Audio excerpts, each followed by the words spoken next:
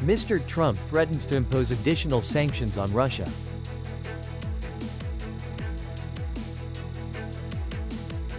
Tanzania has confirmed an outbreak of the deadly Marburg virus.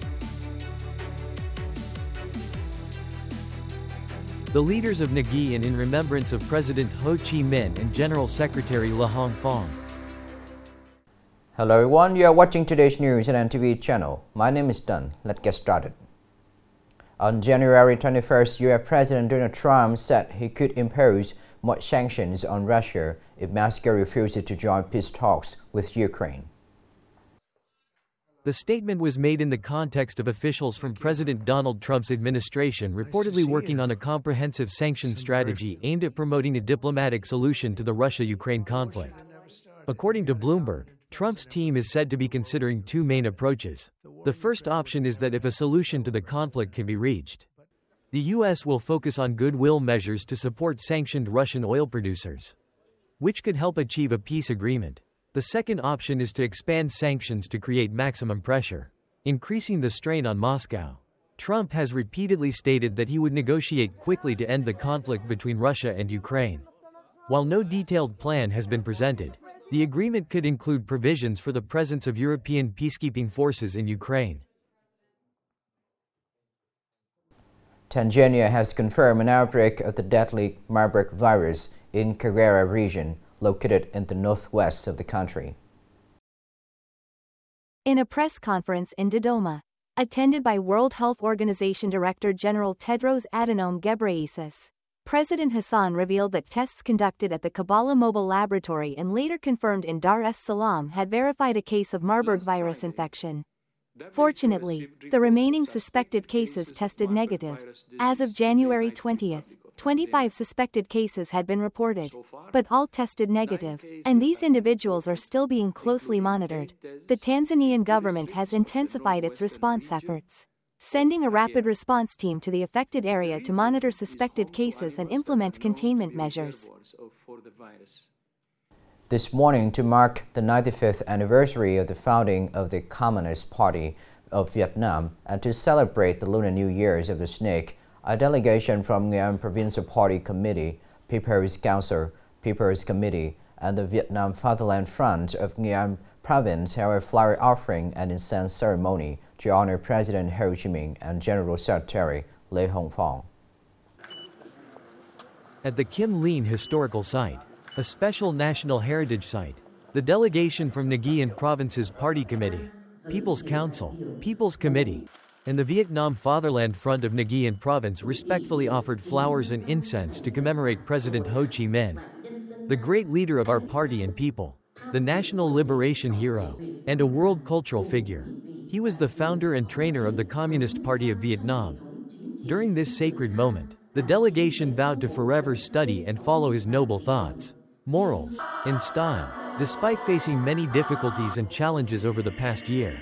With strong solidarity and unity within the political system and the collective efforts of the people and business community, Nghệ An Province has achieved many outstanding results.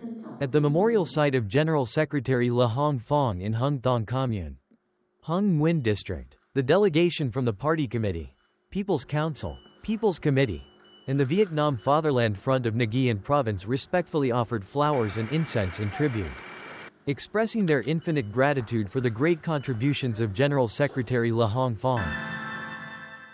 Coming up next are some updated news.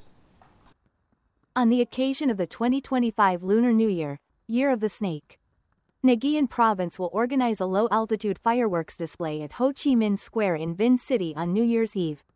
The event will take place from 12 a.m. to 12:15 a.m. on January 29, 2025, lasting for 15 minutes. The Provincial People's Committee requires local authorities to strictly comply with the legal regulations on the management and use of fireworks, according to Decree No. 137/2020, NDCP of the government. The funding for this event will be raised through socialization efforts and will not use state budget funds. Nor will there be any solicitation of contributions from civil servants or the public. The World Monuments Fund, WMF, has, for the first time, included the Moon on its list of cultural heritage sites at risk. citing concerns about potential damage from future commercial space exploration missions. WMF has called for the establishment of international mechanisms to protect the Moon's cultural landscape in the face of increasing space activities from both governments and private companies. Including the Moon on the list underscores the importance of safeguarding cultural heritage not only on Earth but also in space, so that these values can be preserved for future generations. The 2025 Lunar New Year Book Street Festival, themed Land of Beauty and Peace, celebrating the spring with harmony, will serve the public from the 28th day of the last lunar month to the 5th day of the Lunar New Year. This year's festival will cover a total area of 11.200 square meters and attract 22 participating organizations, creating many unique cultural and artistic spaces. Throughout the festival, over 166 interactive programs, activities, and experiences will be held, with a highlight being the series of events featuring cultural ambassadors, reading advocates, and winners of the 2024 National Book Awards. A book-giving activity will offer around 20,000 book blessings to visitors on the opening day of the new year, as a gesture of thanks and well wishes from the organizers and publishing units to the readers.